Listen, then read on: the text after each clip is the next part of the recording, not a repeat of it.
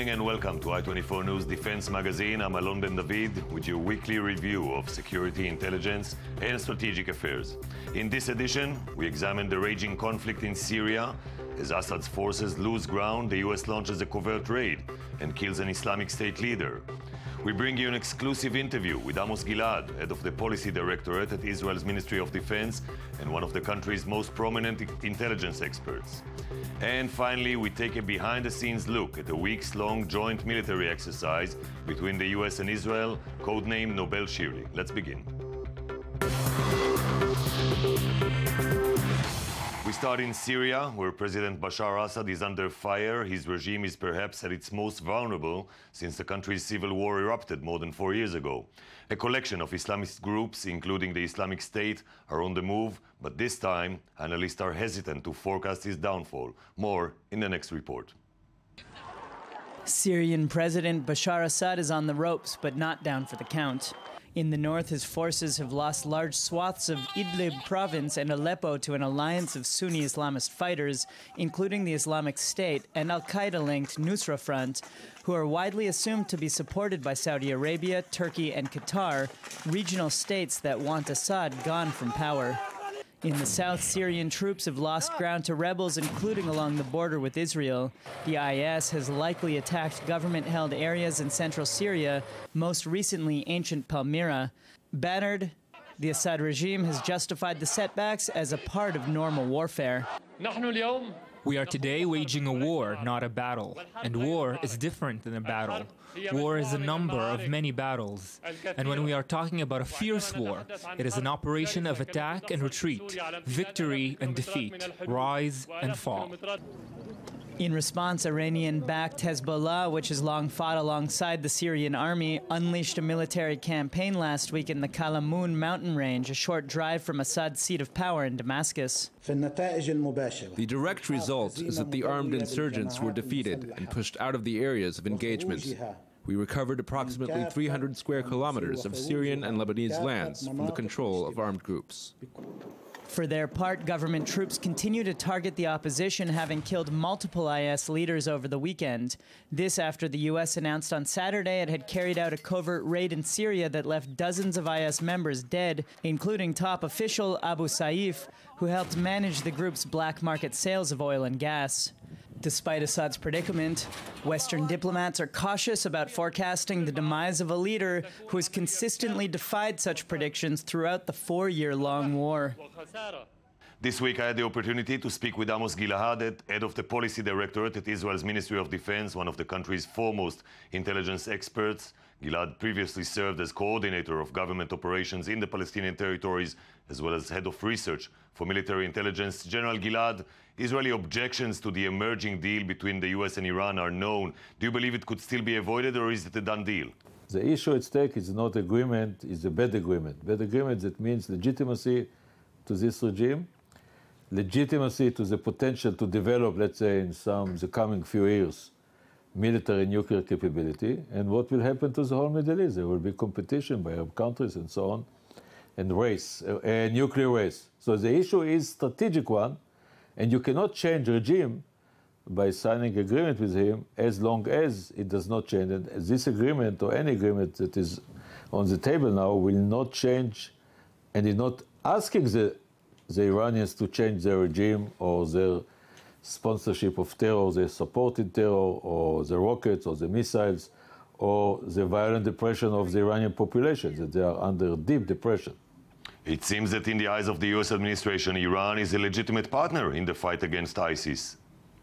I can tell you, I can share with you, they are, maybe they seem so, I don't know. I can share with you what we know about them. Lebanon is a tragedy. If Lebanon, for example, Sheikh Nasrallah, that he's sheikh, he's a religious sheikh, he decides to attack Israel, and Lebanon will be subject to dramatic sequences. Who is taking the decision in Lebanon? The legitimate government, or this sheikh that is financed by billions of dollars by Iran? Let's take Yemen. Who is responsible for the whole issue of instability in Yemen? Who is responsible for tomorrow in terrible problems in the eastern part of Saudi Arabia if it happens, or Bahrain, or Iraq, or Syria. Iran is everywhere. I mean, and any agreement, any coming agreement is not including these elements. And it's not including any demand, request from Iran to change. And they are getting encouragement. They will have more money because the moment you stop the momentum of sanctions, it means there will be no sanctions. No sanctions mean more money, more resources to finance terror like they are doing today, and they will be more able. American leaders have indicated that the U.S. is willing to compensate Israel with a generous defense package. Are you discussing this with the Americans? We are always in not vis-a-vis the agreement or the coming agreement. We do have the constant defense relations between Israel and the United States, between Pentagon, Ministry of Defense, between the IDF and Israeli armed forces. About this coming so-called agreement, our position is well known and defined very clearly. Let's talk about Syria. We've seen a presidential strike of the U.S. against ISIS in Syria last week. Is this a new stage in the war against the Islamic State? This IS, in Syria, first of all, there is no Syria. Syria has gone, has passed away, has died. This president is, at most, he is a governor of 1/3, I think less, of Syria. He's controlling a small part of Syria. He has lost Golan Heights, the southern part of Syria. He's lost the northern part of Syria. And he relies uniquely on Iran, Hezbollah, in a way on Russia. So it means that IS, if you compare all of them are the worst. But among the worst, IS is the worst because the way they do behave. So IS is the enemy of any stability in the Middle East, all regimes, the West, United States, and the United States is leading coalition against them. In a way, there are some achievements, but they are not defeated yet. So we need to look at it as a strategic warfare. There are some tactical stages, but they do have also victories, like in Anbar area that is very sensitive. So we need to look at it if you look at it from strategic point of view, there is a long mileage to do before it gets to some defeat or victory. It depends. Victory over them. We hear a lot about the revival of the Saudi initiative. Do you see Israel cooperating more with moderate Sunni countries against radical Islam, both Shiite and Sunni? If you look at the strategic map, there is wide common ground from combat against terror, security point of view, between Arab countries and Israel. It's not official, it's not declared, but this common ground exists because if you analyze declarations of leaders of the Arab world against IS and the whole strategy and strategic interests, you may come to the conclusions we do have wide common ground. The issue is to exhaust it practically, secretly, but not publicly. General Gilad, thank you very much for the interview. Thank you very much. Was welcome. On April 29th, the U.S. and Israel armies, navies, and air forces began a 6-week joint exercise codenamed Nobel Shirley, focusing mainly on aerial drills. It is just one example of the close military ties that exist between the countries. I-24 News reporter Lauren Izo has the details. Nobel Shirley 2015, a 6-week-long joint military exercise currently taking place between the U.S. and Israel, focusing primarily on aerial drills. Hundreds of troops from both sides are participating, with the 37th Squadron of the U.S. Air Force in Europe stationed in Nevatim in Israel's Negev. Much of the exercise involves the use of large heavy-lifting aircrafts, including the U.S.-made C-130J, which was deployed last year and codenamed Shimshon by the IDF.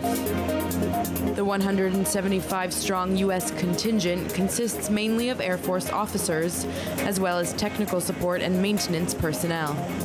Those ground soldiers taking part are either paratroopers or those trained in aerial evacuations from dangerous territory. Other drills include improvised landings on harsh terrain and familiarizing soldiers with equipment from other nations. Overall, dozens of flights have taken place over hundreds of hours. The latest joint exercise comes as U.S.-Israel defense ties continue to grow. Washington underwrites much of Jerusalem's research and development of weapons to the tune of more than $3 billion per year, which includes projects such as the Merkava main battle tank and the now infamous Iron Dome anti-missile defense system. The main goal of combined drills is to enhance cooperation and ensure the interoperability of weaponry and technology. And we are now joined by Major Hadar, Deputy Commander of the C-130 Hercules Squadron at the Nevatim Air Force Base. Thank you for joining us. Your squadron participated in the Nobel Shirley exercise. Was it the largest Israeli-U.S. exercise so far? I think it's one of the biggest drills over the past few years, a combination of ground, sea, and aerial exercises. Together, there were a few hundred participants from divisions of the Israeli and American armies. It has been taking place for the past 2 weeks.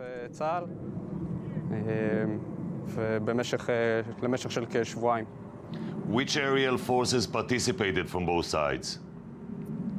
For the most part, tactical transport planes were used. The C-130J aircraft, which utilizes the Shimshon platform, as it's called in the IDF. This in conjunction with Israeli planes, including the Karnaf and the C-130 Hercules. What kind of missions did you exercise? The main missions include the airdropping of supplies to soldiers fighting on the ground and exercises to shorten the time required to deploy troops by parachute to conflict zones.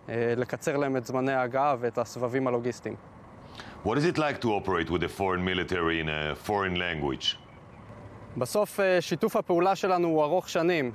cooperation is long-term. Our training and operating methods are very similar based on our shared experiences. On the base, we fly the same way, and the terms and content is primarily in English. There are some nuances and differences. Things we do in Hebrew we have to translate. There are things we understand less in their language, but overall things are very similar, and after a short discussion, we always understand each other.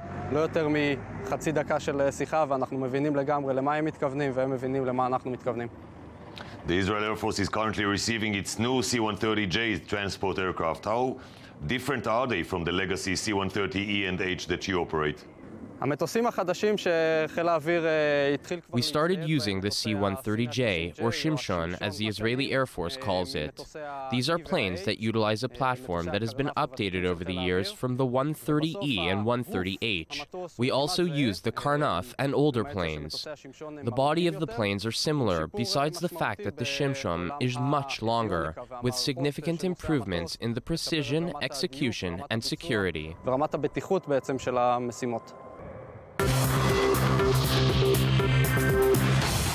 We end on a different note. Yesterday, the Mossad, Israel's intelligence agency, marked 50 years since the execution of Eli Cohen, the country's most revered spy of all time, in Damascus. The head of Mossad, Tamir Pardo, said that the organization does not decorate its members, but if it did, Cohen deserves the highest Medal of Valor. Here's more. He is the stuff of legend in Israel, a real-life James Bond figure. Considered the country's greatest spy, Eli Cohen infiltrated the highest ranks of Syria's government between 1962 and 1965 until being exposed. He was hanged in Damascus on espionage charges exactly 50 years ago Monday. Known in Syria as Kamal Amin Ta'abet, Cohen became close friends with senior government and military officials, allowing him to gather vital information which he then passed on to his Mossad handlers while on trips to Europe. His cover was blown after a plot to destroy Israel's national water carrier project was thwarted. Without his knowledge, a 24-hour period of radio silence was imposed, but Cohen continued to broadcast to his handlers and later was arrested. He was subjected to harsh torture and interrogation by Syrian authorities before being convicted and publicly killed in a Damascus square on May 18, 1965. Syria has rejected Israeli requests to repatriate his remains. An event in his honor will be held this week in the president's residence in Jerusalem and is expected to be attended by Prime Minister Benjamin Netanyahu as well as former Mossad chiefs. With that, we end our show for tonight. Be sure to visit us again next week for another edition of I24 News Defense. For all the latest headlines, log on to www.i24news.tv. Have a safe night from Jaffa Port.